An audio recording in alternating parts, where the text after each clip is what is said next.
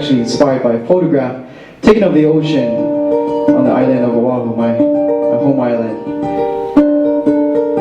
And the location on Oahu was actually called Ka'eno Point, that's located on the north shore.